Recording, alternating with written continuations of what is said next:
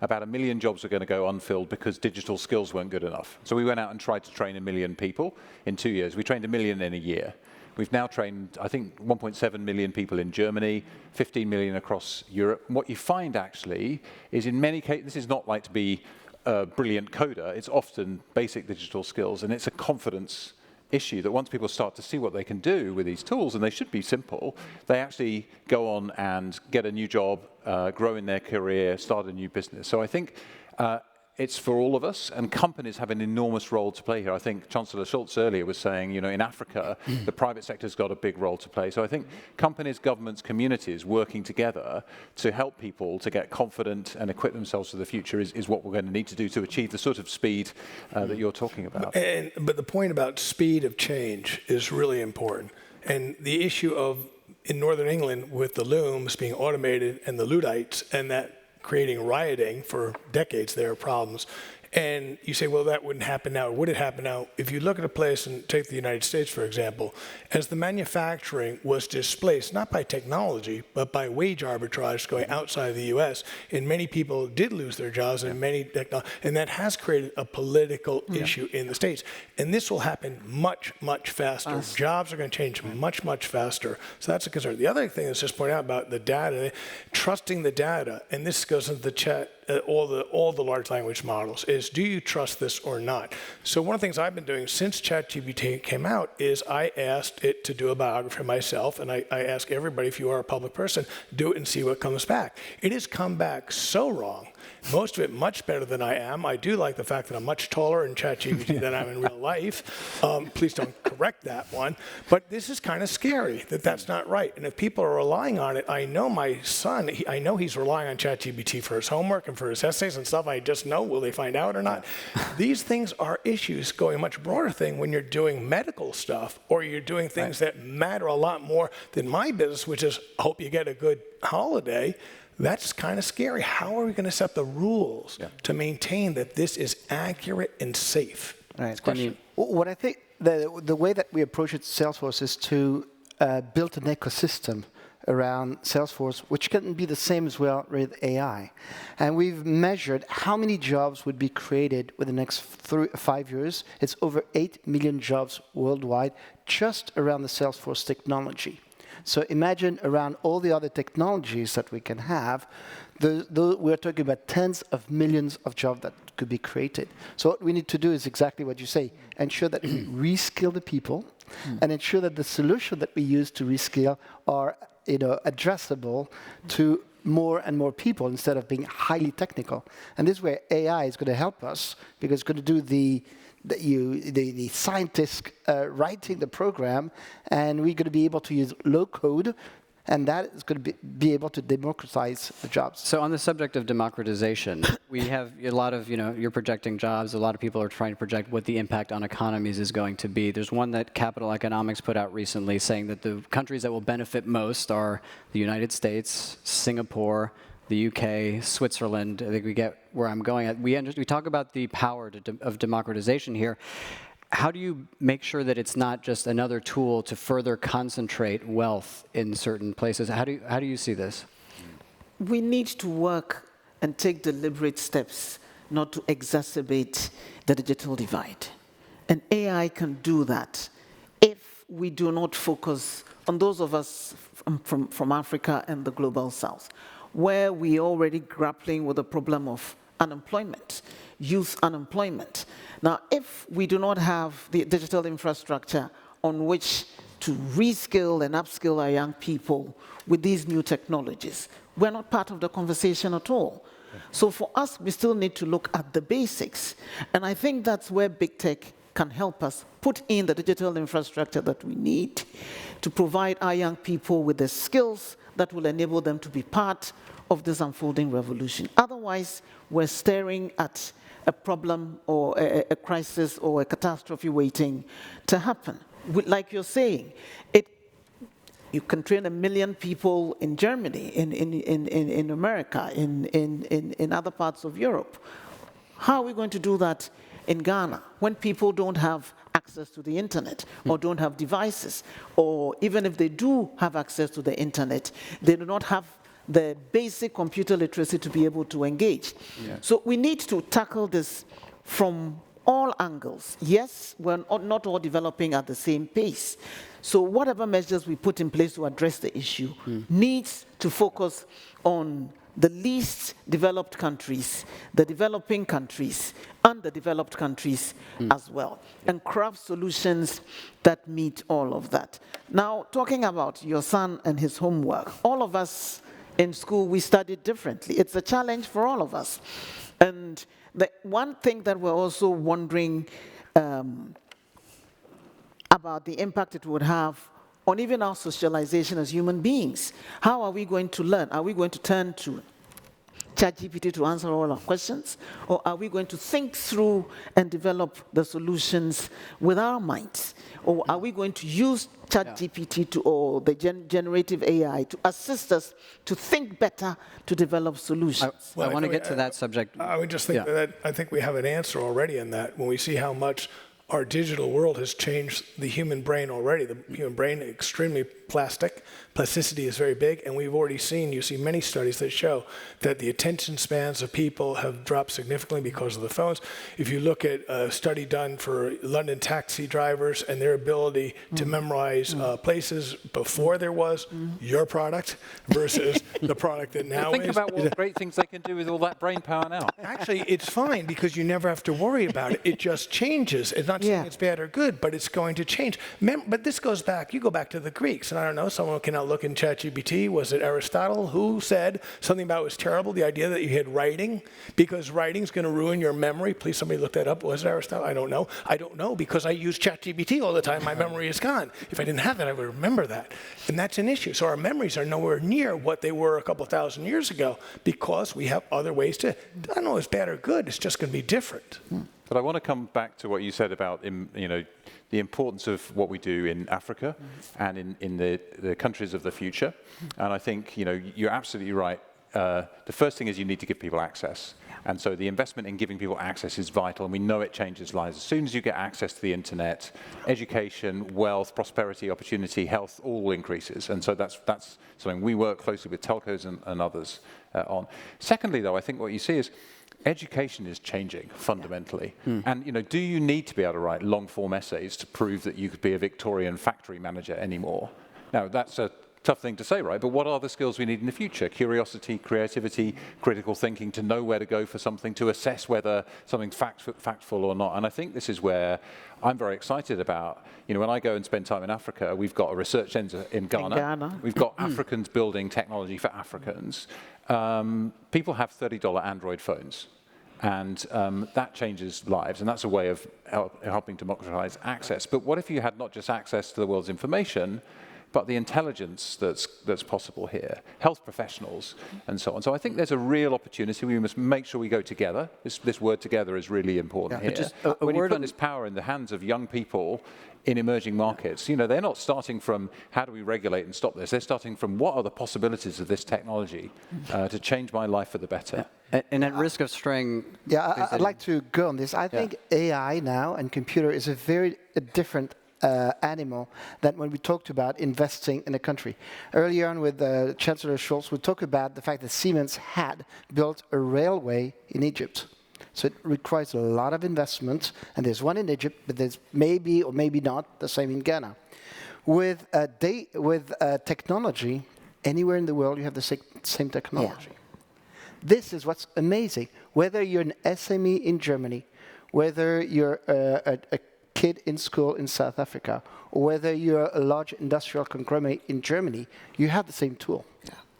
Hence, you're right, it's how you skill or reskill yourself, and after it boils down to A, creativity, and B, behavior towards innovation. So, it's very good you just said that, because that's a big issue. It's not the same in each country, and that goes into the global regulatory framework. So, for example, we released our AI trip itinerary thing only in the United States because we were concerned in terms of what the rules are in Europe and whether to do it or not. And this is going to be very interesting because does AI get fragmented among the different areas? In Europe, you have one rule. In the US, you have another. In China, there's another. India, another. Brazil. And then what does that do in terms of development? So does the country that has the least regulatory framework, the most liberal one, enable its people to develop things faster and end up with an advantage over others?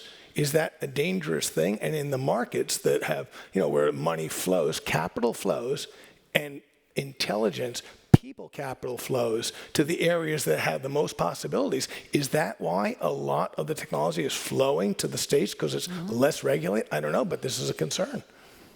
Right. Yeah, and just to touch again on the point of education, if I might just enlist you all, perhaps not as business leaders, but as parents, right?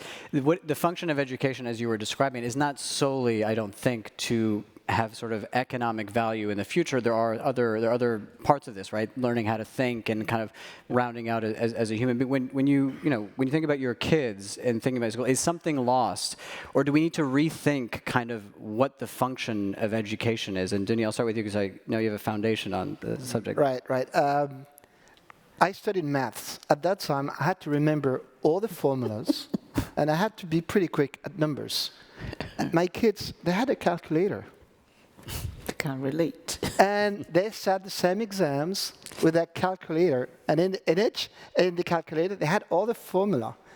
And they're still able to learn, right? So I think that their kids are going to have AI or generative AI and are going to be able also to have more creativity and behavior. Hence, this is why, I think it's people adapting to the technology. What we need to do, as you rightly say, is to control it in some way, in some form. Therefore, this is why we believe that there could be a risk-based regulation which takes into account, number one, the protection of individual. Number two, built on trust. And number three, continue to allow innovation. If we are able to get some kind of regulation which is context-based, I think we're going to be able to use AI to the best and to create a platform for change. And Glenn, you've warned about over-promising and over-delivering on AI. What are the limits here? How much of this is hype? Because with anything this big where everybody's very excited about it, there's going to be some hype. Yeah, it's the standard Gartner hype cycle, which people who are familiar with, they'll say we're I don't know if we're at peak hype yet. We're probably approaching. Pre-peak hype. We're getting there. Feels like it. Yeah. Feels like that, right? And then they'll go down the death of despair. The issue is this, really, is that the opportunities we all believe are fantastic. I don't think Matt was overstated. I think to myself, this is the biggest thing. The generative AI thing and the development, all types of AI going forward, is going to be transformative to our society. And I don't know what the next 10 years are going to be like, but I know they're going to be very different. The question, though, is it going to be 1 year or 10 years before we really see it? And I think 10 is more likely. Right now, the stuff we're working on right now, it's great, but it's not doing what I want. You want to take a flight and a holiday, right? What you really want is an agent. There used to be such a thing. It was a human being. Usually it was a woman, and she knew what you wanted to do and how you wanted to do it, and she'd give you a couple of choices, but she just really kind of knew what it was going to be, because she knew what you could afford, she knew what you liked, and then she just did it all, and it just happened. That's what you want, only you want it through AI. You want it to say, I want to take a trip, and it knows and does it. We're not going to have that anytime soon, but that's the ultimate goal. Just as sort of a slightly different angle in education, I think the promise of AI in education is tailored education for the individual, actually. And, I've got kids who haven't got all of the same skills that I have, and they struggled in traditional education, dyslexia being one reason. Imagine a world where the education you get is tailored entirely to you. And then the other thing we should think about is education is not just for young people, right? We are in a world where we all need to educate ourselves constantly. And I mentioned our digital skills training. In some places we've partnered to target young people. Where we haven't, the average age is over 40, 50-50 male, female. And it's for everyone. And I think this is something we have to really think about, is to equip ourselves for the future, we're all going to need to be learning all of the time. And the idea that you can sort of, over a period of 6 or 7 years, give everybody all the knowledge they need to be a functioning human being in society and productive economically and happy is obviously a nonsense. But the promise of AI, I think, applied in this field, these large language models, factfulness is a problem right now, but they're getting better. And to be able to customize and help you in the style and the needs, and whether you're a visual learner or whatever, whatever, I think is going to be one of the areas we haven't yet seen much on, but I think potentially really transformative to all the people you represent, Minister. Just to chip in on a bit of what has. I'm a lawyer, and I don't have any of this technical training. I've had to literally learn on the job to be able to take the decisions to guide and promote policy in this sector. So like you, most of us are going to be lifelong learners. But thinking about regulation and risk-based regulation, we're not very good at that. And if you look at how we have worked with cybersecurity and even the climate challenge, it's taken years. We still don't have clear rules guiding all of us across borders on how to do our work in this sector. How is it going to be any different with AI? It's going to be everyone for himself, each country developing its own rules, its own regulations as it suits them.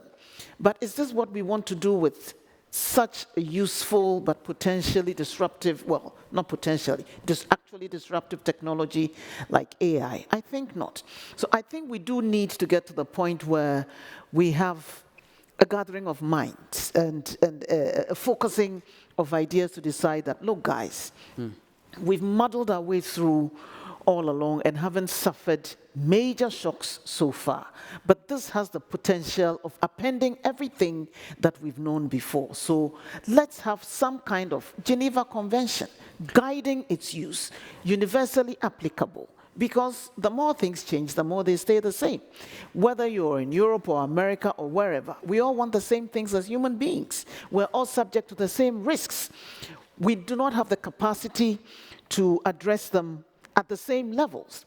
But for those who do, and for those of us who are still feeling our way, I think we need to sit around the table and decide that these are the rules that are going to guide the rolling out and the development of this technology for the benefit of the whole of mankind. If we don't do that, we run a great risk of having it get out of hand. Now, even those who are developing this technology, who should have been regulation averse, are calling for governments to regulate them. I'm a lawyer. I need to tell people to explain it to me like they would to a 3-year-old, so I can follow what they're doing when they're throwing those jargons around. Many policymakers are not equipped, and I hate to say that, because we do not have the knowledge or the know-how. We can learn, but innovation would always outpace regulation. So if you're asking governments who didn't develop this technology to regulate you, where are we on this? Clearly, self-regulation will not work. So how are we going to develop the rules that are going to protect all of us from the potentially disruptive or destructive elements of this technology? And I think it is time we all had a frank conversation about that. Dumping it in the laps of governments would not work. Well, let's bring it to the business side of this. I mean, there's no shortage of massive global problems. There is a shortage of consensus on how to deal with them. Do you feel that there is a conversation coalescing in that direction on this? I think both Glenn and Ursula have pointed to the need for international collaboration, and we're not rich in that right now, and lots of things, climate being a prime example. So how can you build towards that? And I think actually. For all of the bureaucracy around some of the things like GDPR's implementation, Europe has actually done a good job of getting some principles at the heart of some of its rules. Protecting people's privacy and giving them control over their data as a right. This is good. Well, the pop-ups, not so good. But that principle is good. And Europe now has an AI Act, actually, that's based on conversations over several years about what we're all learning together, very open dialogue, and it's going through a trilogue stage right now. So Europe actually has the chance to put some of these standards together. There's been a disconnect with the US on basic things like data policies, but that's being fixed. So I think there is a growing sense of this. And I also think, the people who really understand the technology are warning about the long-term impact loudly, as you said, and I think that is making governments pay attention. I think there's scope for something like a CERN, the European facility, where you have experts who understand this stuff and help to think about rules. I think it's a big ask for every government to really understand the technology thoroughly, but that's probably the direction we need to go in. And I'm pleased that the conversation is starting, and it's government ministers and business people and journalists journalists around the table having that conversation, right? And here we are. And Glenn, as someone who runs a global business, do you find that that is happening? I mean, you're expressing some frustration, if I could detect it in the frustration is, as any multinational, we're based here in Europe, but we like to operate throughout the world. And when you're competing against others who are not restricted by the same regulations, you are at, unfortunately, a disadvantage. But the point being made is a very important one. If we don't come together with the same set of rules, we're going to have a big problem. What's worse is it's individuals. You don't need a very large company, can cause extreme problems nowadays with very, very little technical knowledge. And it's going to get worse with AI, which enables people to do even worse things using technology.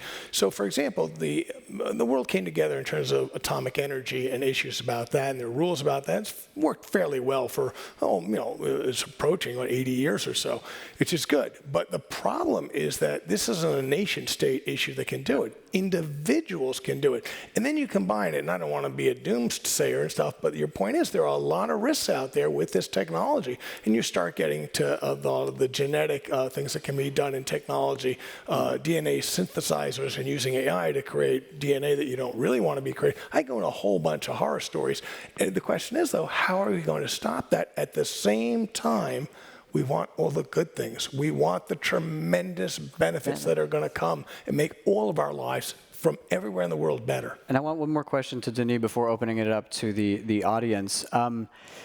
Thinking about, you're talking about projections, 8 million jobs, Salesforce alone. How would you advise a young person today, given the rate of change, again, how quickly the world is evolving, and we all try to anticipate what is going to be a good job in 5, 10, 20, 30 years. How would you advise a young person today in terms of how to position themselves for this job market of the future? Get on the bandwagon and learn. Learn. Well, Salesforce has developed a platform which is free access, which is called Trailblazer. You can go on it and train yourself for free. And this is how all those jobs are being created. In Germany alone, in about 5 years, about 300,000 to 400,000 jobs are going to be created around AI with Salesforce. And the people are going to be able to train themselves. And after 40 hours of training on free, then you can get a job. So training is the number one. Number two, and I wanted to touch base on what you say. Yes, there are always going to be some rogue nations and rogue people. However, if you're a value-based company and if you believe that business is the best route for change, then you make decisions on your business on value. You may not optimize everything. However, what we've experienced at Salesforce, where we are a value-based company, customers want to pair with us because we have those values.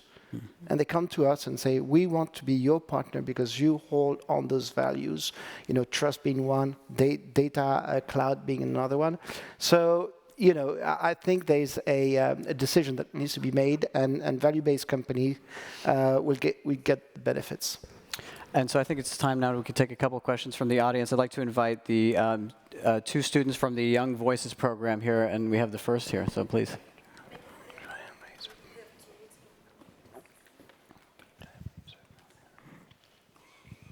We'll get there. 1, 2, 3. Yes.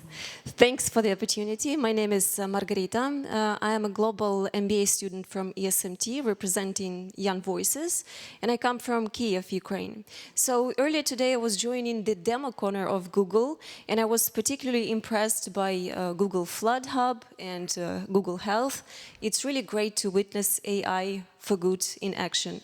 So my question is, do you see AI playing a vital role in the future rebuilding of Ukraine? And if yes, how? And can it also contribute to promote peacekeeping and conflict resolution in future? Thank you. I'm happy to start with that, and thank you for being here as well. I didn't mention in my speech, but in the little video we showed, we mentioned we were trying to see if we could train 6,000 people in Ukraine using, in AI basics. And I think we trained 10 times as many as we thought were going to do it, so 60,000 almost immediately. And so I think there's a real desire to find skills and jobs that kind of make a bridge into the future in Ukraine and across the world. But I think it absolutely plays a key part in the future. One of the things that's enabled Google to do all the innovation we've done is that small businesses use us to grow. They spend money with us on advertising to reach people all around the world in a way it wasn't possible to do before. You Google, a pair of shoes in Japan, you can buy from Ukraine. And I think one of the things that this technology revolution and now the AI acceleration of it will do is enable small businesses and individuals to start businesses that are global, whether it's in content or commerce. So I think there's a big, big opportunity there, and proud to play a part in that. And I know, many of my other business kind of colleagues who are trying to do the same. So thank you. Thank you very much.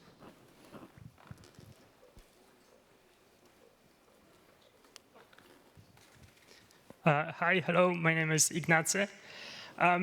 Taking for an example, Judiciary, which can be can be held by AI, what sort of specific mechanisms would you implement to ensure that the rulings given by the artificial intelligence are just, unbiased, transparent, and independent? It's a horrible problem. Go to the lawyer. Luckily, it's not yours. We'll not speak with that Let one. me will you? start Go to the lawyer for this with one. an anecdote I read about a few weeks ago in an actual case in court. The defense lawyer developed his entire defense using AI, ChatGPT. So it generated a fictional defense with case studies, case law, and all of that. The judge was struggling to find the references to read them, Right. because they didn't exist. So was the lawyer on the other side. So eventually he had to confess that they weren't actual cases, but made-up cases. That's where the ethics of the use of this technology comes in. And he confessed and had his case thrown out because he really didn't have any case. AI itself cannot deliver judgments. Yeah. It can give you a guide as to cases that have already been decided and precedent and all of that, and stimulate what the outcome can be. But every case is decided on its own merits.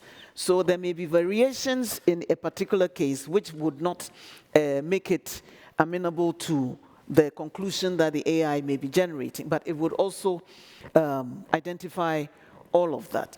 And that's where we need to be cautious in using AI in certain professions.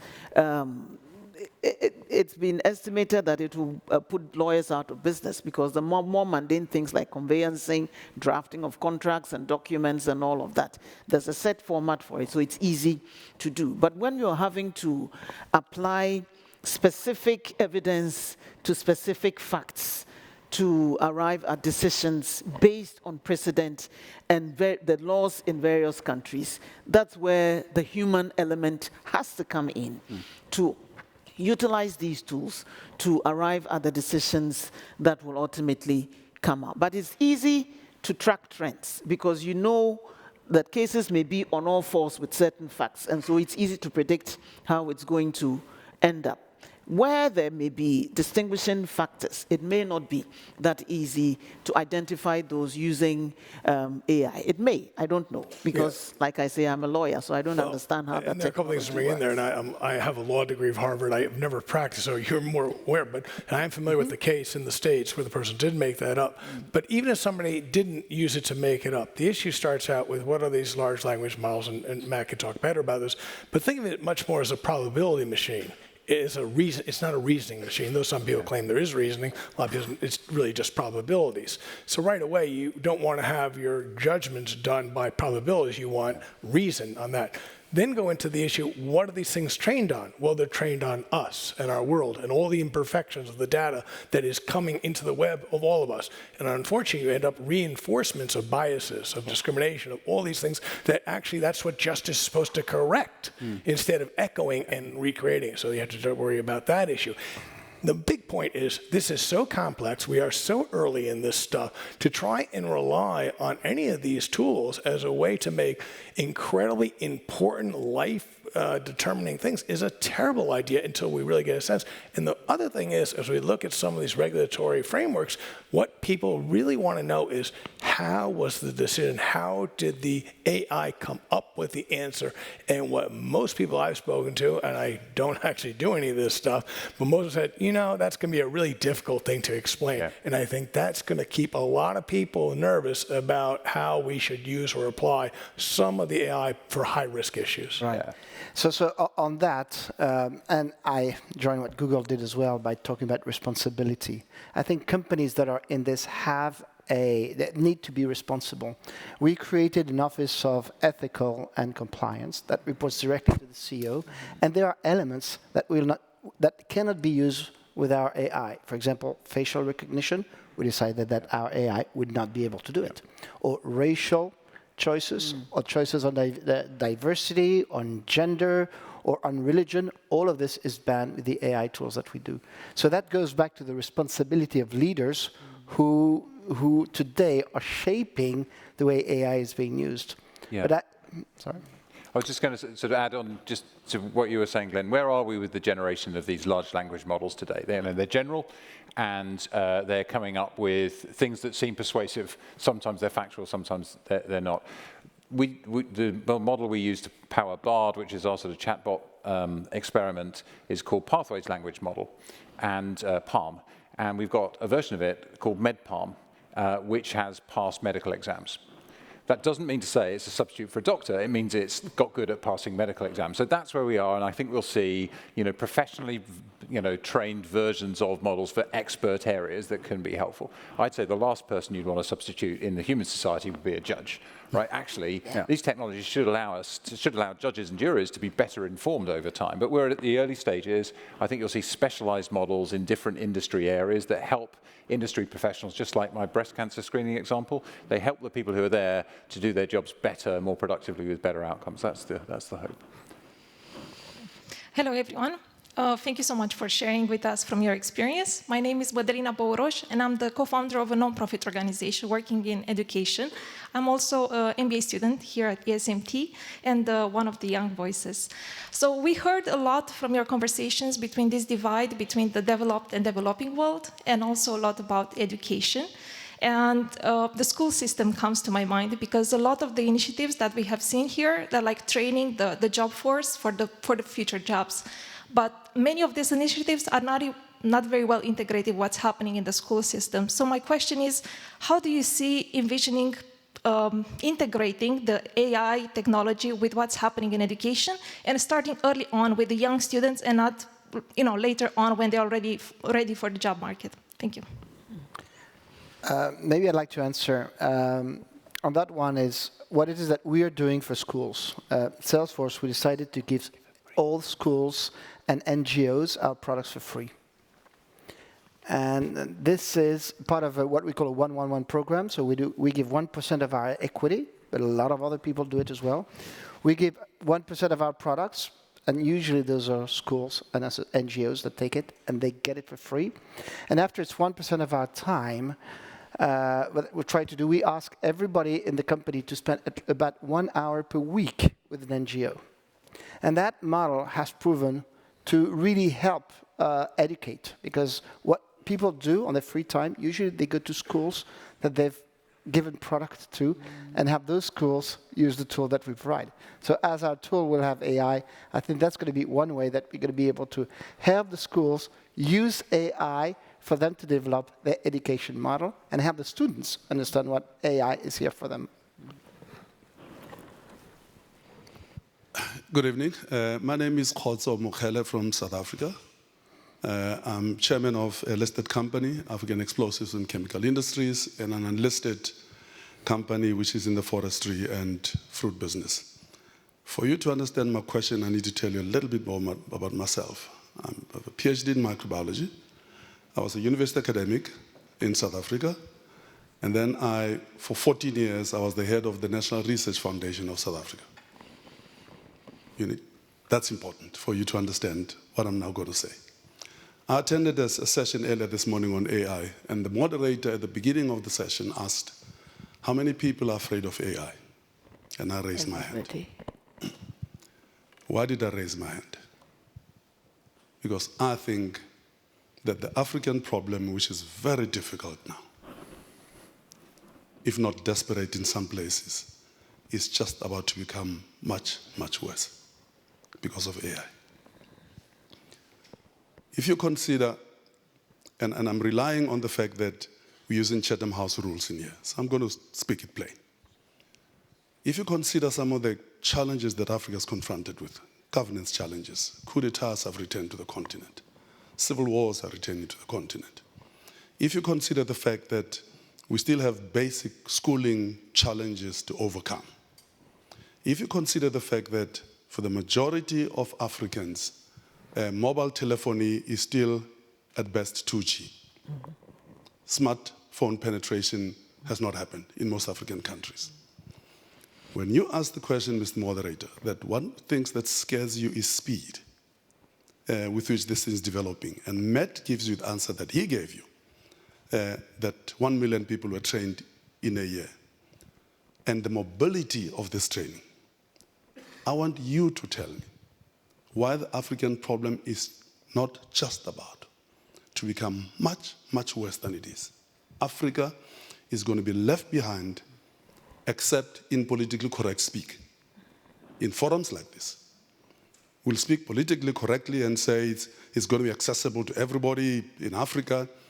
And the truth of the matter is that given where Africa is now, those conversations have not even started that will enable Africa to truly benefit from AI. I want you to send me back home, convinced that I'm wrong.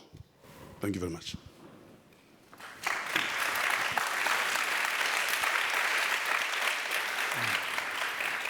You're not wrong. And I did make the point that until we have digital infrastructure, the skills, and the devices to enable us take advantage of this revolution, we're just going to exacerbate the digital divide and leave Africa and those of us in the global south even further behind. So for us, like I said, differential rules for differential people, differential solutions for those of us who are different levels of development. We need to have that digital infrastructure in place. It presents an opportunity for our young people to also leapfrog and find the jobs that they need to engage in the world, the global world of work that's unfolding currently. But until we give them those tools, then we might as well just be having a nice conversation and we go back to live with our problems. So you're not wrong, you're right. But I want all of us, and I did mention that big tech, building submarine cables to connect Africa to the rest of the world is fine. How is that capacity going to get to the old lady or the young child in my village? So we also need to invest in backhauling and in the last mile, and not just leave it to the network operators who are only motivated by profit. If it's not profitable, they are not going to do that. Governments will work with you on that. In Ghana, government is building a rural telephony network with funding that it has procured by itself, working in partnership with the network operators. But it is not enough. And so we need to see it as a problem, a continent-wide problem, that we need to address head-on. Provide connectivity to every part of the continent, and then we'll be part of this revolution that's unfolding. Until then, we will continue to be bystanders. But that's leaving a huge chunk of the population behind. And the world cannot afford that, because like I said, it will create a problem for the entire globe. They're going to end up on the shores of Europe and America in leaky boats and create problems for you. So let's create an environment that enables Africans to stay on the continent with the tools that are available to everyone and work there and earn a decent living. Technology provides us with the answer. Are we willing to invest in making that answer accessible and available and affordable to everyone on the continent? And that's something that we all need to consider and work at. What do you think Google's role is in that? Yeah, I'm grateful for you. Well, I can't see the gentleman who was questioning. I'm grateful to you, sir, for raising the question and putting it so eloquently. I think there is a huge opportunity with this technology. There's also a massive responsibility for it to be a force for good, and it can't be a force for good if it doesn't make its way into the hands of people in Africa, people in the poorest countries, and harness its potential for good. So how do we go about that? And exactly as the minister said, you have to have access. And there's a responsibility on us. We work closely with all the telcos. Android is a free operating system, which means that you don't have to spend an iPhone price to get a device. You can get a $30 phone. Now, that's not enough, but partnering with telcos and governments, we can help accelerate the access issue. I'm going to turn this way for cameras, apologies. And the responsibility is on us as a team support to do it together. I think you said, how many people fear AI? I'd say, let's be careful of that. We need to fear the misuses of the technology, but the technology is not to be feared. And I think the headlines are doing us a disservice at the moment. We need to embrace the potential of this technology and the promise of when you have access to these tools for education, for prosperity, for health is enormous. And so there's a responsibility on all of us, tech companies and governments, and the private sector at large, all kinds of companies to really pay attention here. And then the final thing is, with everything that's gone on in the world, Europe and the US haven't paid enough attention to Africa, and that's a major political problem as well as an economic and prosperity problem. So I think there's a big responsibility on us. The gap between rich and poor across countries is widening, and within countries is widening. We have to harness the technology for good, and the responsibility is definitely felt, sir. And of course, the sort of foundation upon which any successful business is built is stability, right? Political stability and all these sorts of things. So I want to use also, just because it's been on my mind since your first answer, right? So I want to use a concrete example, because you talked about all the ways that Booking.com is using this to kind of suggest trips for people. What prevents you from surge pricing everybody, right? The people that need a certain thing, and let's say it's not Glenn running the company, let's say it's somebody else who maybe isn't as has a charitable view, and is more. So this is a societal issue, really. It comes down to how do we want to treat prices, markets in terms of scarcity.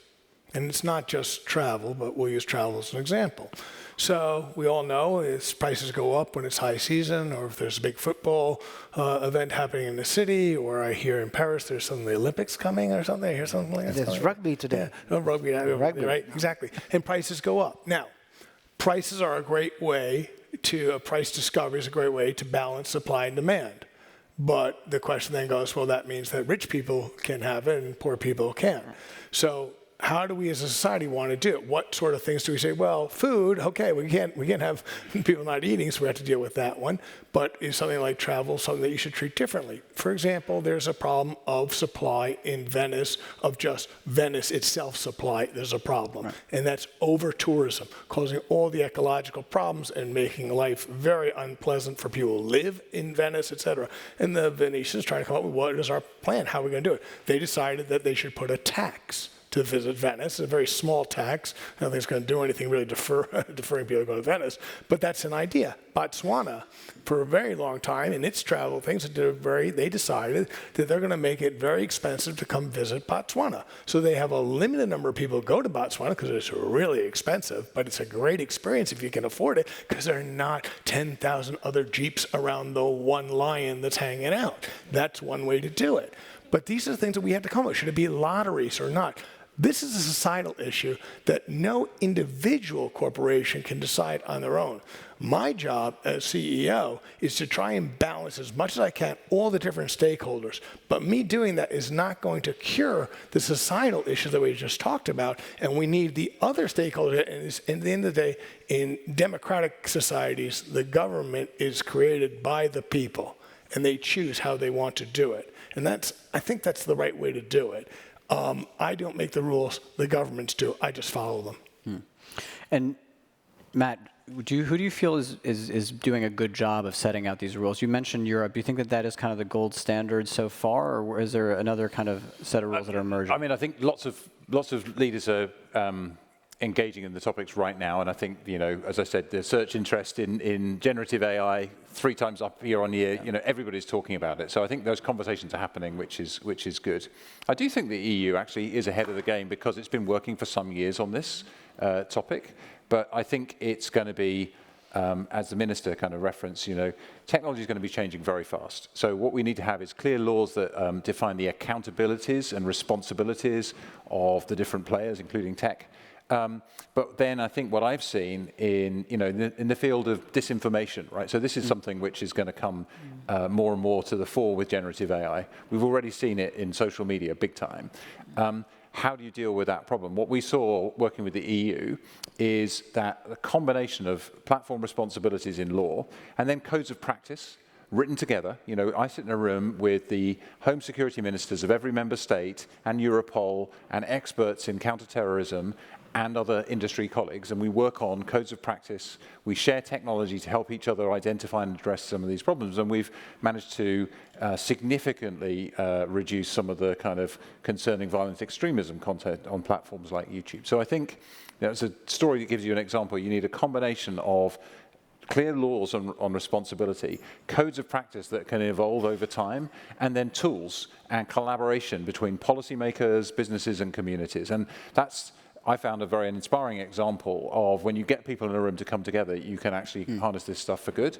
I think the conversation we're having here means that more people in more rooms like this will be having those conversations and understanding each other better. I think one of the risks has been, you know, that policymakers and technology people talk different languages and we just talk past each other. So I think it's, you know, an obligation on us, on both kind of types of organizations, to have more of these conversations. And maybe we do a bit of a sort of confession moment here. Do any of you use ChatGPT in any sort of, not secondhand AI through, say, Google or something? Do you use it in any sort of task? Secondhand AI?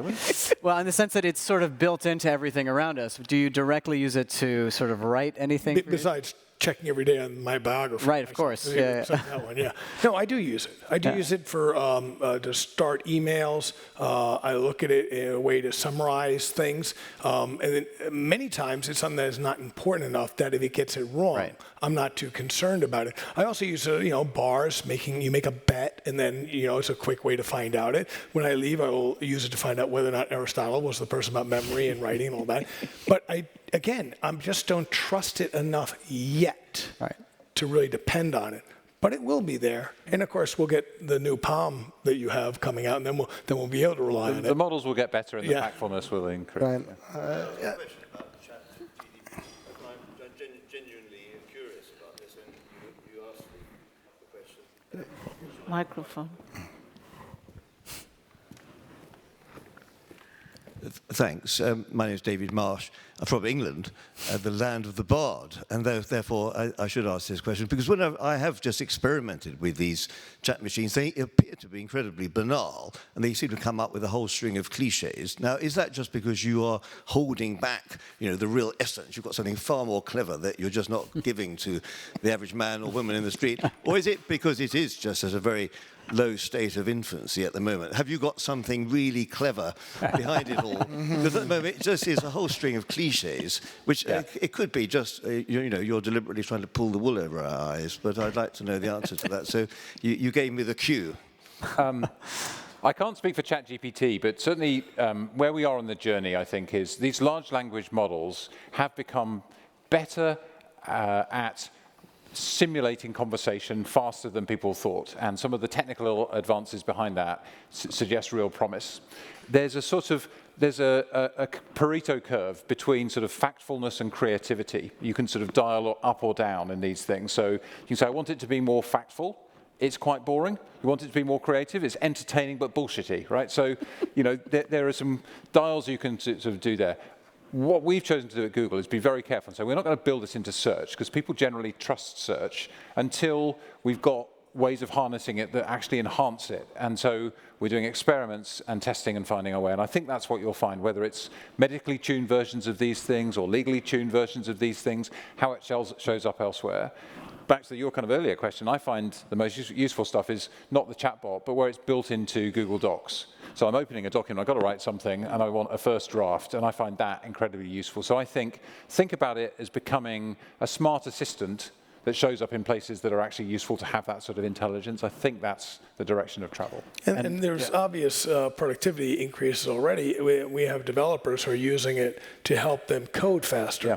And it's definitely showing that. And it's some of the specific uses are being seen, productivity levels going up significantly, but we are always cautious when we're doing that and trying to be careful. Does this going to cause a problem down the road? So if you take code, for example, using for code, are you going to have an issue? Well, it's taking code that is, you shouldn't be using because it's somebody else's, and you've just copied it. There's an IP, intellectual property issue there. And there are all these other uses that you want to use, but again, you're concerned, does that fit within the current regulatory framework or not? As I said about not using our new product in Europe because of the regulatory framework. And I think the time has run against us, so if we could just briefly, your final point, Denis. We call this artificial intelligence. Yeah. Had we call this augmented intelligence, I think we would look at the tool in a very different way. Okay. Personally, I've used ChatGPT not long ago to write a nice message to my wife for her birthday. Let me tell you, I was pretty disappointed, and I did take my pen and paper and start it all again. So that's also the limit of any tool. At the end of the day, when you have human relationship, you have to go back to creativity and being yourself. I think that's a good note to end on. So Ursula, Denis, Glenn, Matt, thank you so much for joining us. If we could all join us in thanking the panel today. Thank you.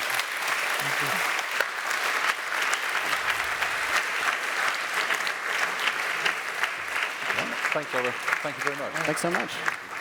Well done. It's a lot of fun. Thank you, It Ursula. was a real pleasure. Thank you. Nice to work with you. Very good. Well, we were all the time. Is this on? Okay, this concludes day one. We have a dinner at 7:45. Sorry, it's very packed, and there should be some shuttle service provided. Enjoy the dinner. I will also be there. Thanks.